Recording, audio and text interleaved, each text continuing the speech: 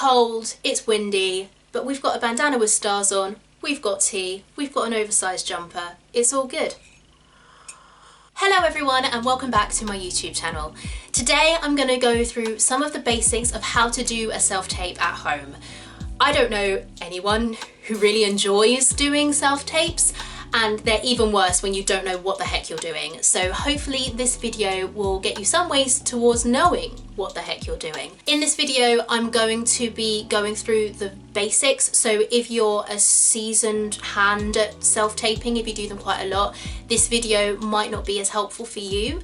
But if you've never done a self-tape before, or you've done a couple but you haven't really got that far with them and you're not sure why, this video might help you avoid some of the basic mistakes that you may be making or that you may make if you didn't know about them. Also, these tips in no way negate doing a good performance in your self-tape.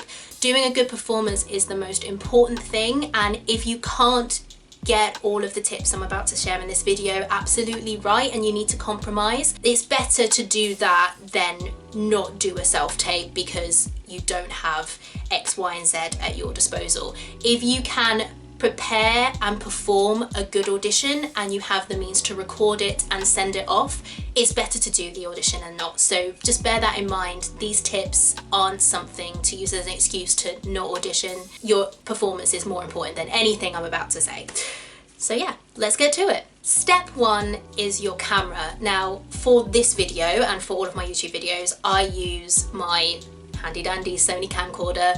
It's just a really cheap one as camcorders go. But for self-taping, most of the time, I actually use my phone. Using your phone is all you need. The camera is good enough. You don't have to buy a specific camera or camcorder. The good thing about using your phone is that depending on the submission instructions, you can upload your self-tape onto Dropbox or a video hosting website without needing your laptop available. Also, I rarely leave the house without my phone, so if I get a self-tape at the last minute or I'm in digs away from home, I can record on this. It's not an extra piece of equipment that I have to carry around. So especially if you're just graduating or you don't get a lot of self-tapes, you're just starting out with self-taping, you can get by with just your phone until such a time where you may feel you might want to invest in a camera. If you buy a camera, it will film in landscape mode anyway. If you're filming on your phone, always film in landscape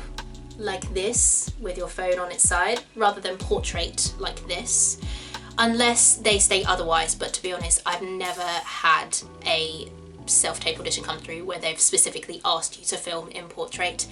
Filming in landscape is closer to what a camera or a film camera would film, so always film in that mode, style, whatever you'd call portrait rather than landscape or landscape rather than portrait. I don't know, let's move on, shall we? To make the framing of the shots easier, which we'll talk about in a second, you may find it useful to invest in some kind of stand or holder for your phone. That could be a tripod, or it could be a music stand if you're a musician and you have a music stand available, or you can use the furniture in your house, for example, shelves, tables, etc., to prop your phone up at the proper height. Especially if you're going to film in selfie mode and your phone, like mine, doesn't allow you to zoom in and out in selfie mode. That might be something you might want to consider if you are going to film on your phone. Step two is lighting. Again, you can invest in filming lights, especially if you want the flexibility to film at any time of day. But if your filming space has a window that you can face, you can use natural light. If it's a bright day and the window you're using lets in direct sunlight, then try and tweak your positioning so you don't look washed out. For example, you can move further back from the window, or you can use a light blind or light curtains to try and get rid of some of the glare. If you can't find an appropriate filming location facing the window, then try and film in a room that is naturally bright on a sunny day. Your best bet for this is basically a room with light coloured walls that will bounce off the light and make the room a light space to film. Step three is your location. The standard with self-tapes is to film against a blank backdrop. The easiest backdrop to find is a wall if you can. A white or black background is ideal, but the important thing is that there's nothing on the background that will distract the eye. For example, shelves, pictures, etc.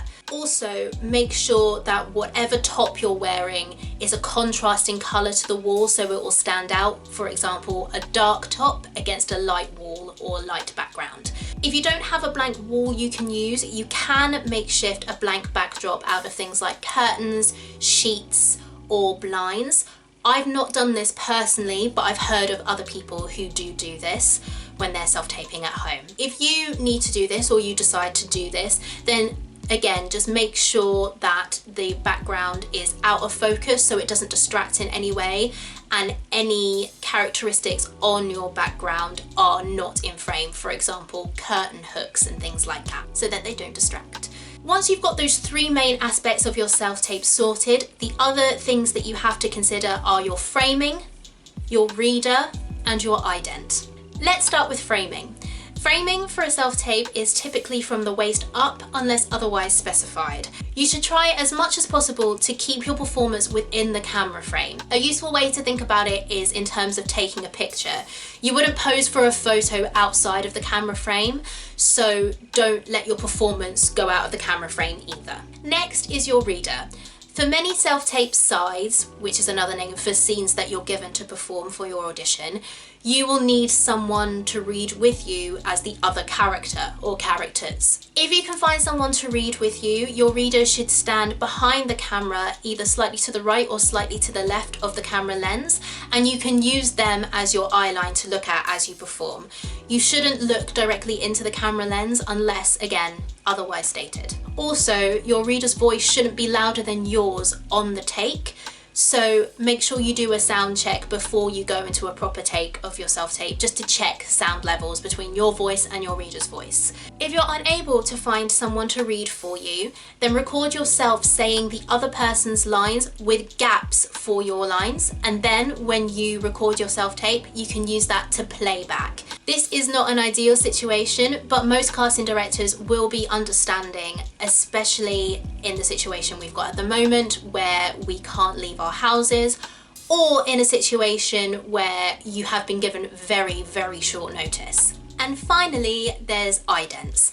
Sometimes for a self-tape, especially for film, TV or commercials, you'll be asked to say an ident before performing your audition sides. Typically, this will include your name, the name of your agent or your agency, and the role that you're reading for. What information they want you to say in your ident should be sent along with your audition information, but if in doubt, always ask. The idea with all of these rules is not to make it complicated or difficult, it's to give almost like a blank canvas for your performance. You want as little distraction, as little things going on to pull focus so that your performance can really shine through. So just so you guys can see what a difference these tips can make to how your self-tape looks and comes across, I'm going to show you an example of a good self-tape setup and a bad self-tape setup. So this is option one of a good self-tape.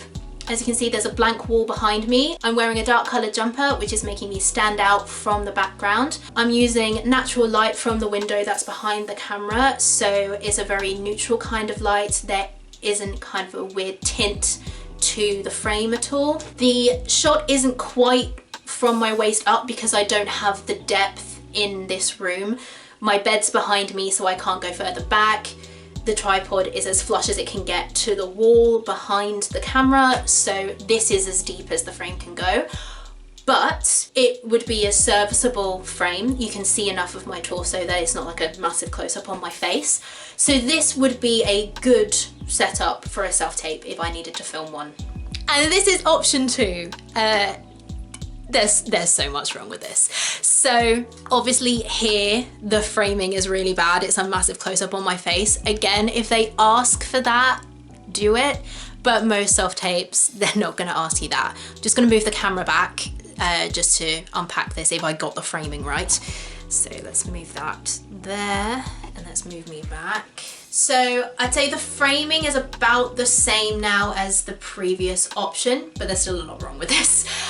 Firstly, I've shut my curtains and I'm using the electric lights in the room. So I've got the main light on and I've got a lamp behind the camera. As you can tell, the shot looks very, very yellow lighting wise. I look almost orange in my face. The background is incredibly busy. As you can see my door with the thingy hanging off the door handle. You've got my, what is it even called? I can't remember. I'm so distracted by how bad this is. You can see my wardrobe with the crap that's on top of it, and you've got a mirror in the wardrobe, if you can see my hand there, hello. So that's reflecting what is by the wall behind the camera as well. There's a lot to distract the eye. I'm wearing a light coloured t-shirt. So this t-shirt is obviously a different colour to the background, but it doesn't stand out as much as the dark jumper did against the plain light wall in the previous example. So even though, yes, it is a different colour, I just don't pop from the background as much. There's a lot of different things to pop from anyway, which doesn't help. I hope you can see the difference in how messy and distracting this version of the self-tape setup is versus the previous version. And that's it. That is all you need to produce a basic yet serviceable self-tape, apart from doing a good performance, obviously. I hope you found this video helpful. If you did, please like it and share it with anyone else who may find it useful. Subscribe to this channel for more acting and audition tips, and I will see you all in my next video. Bye friends!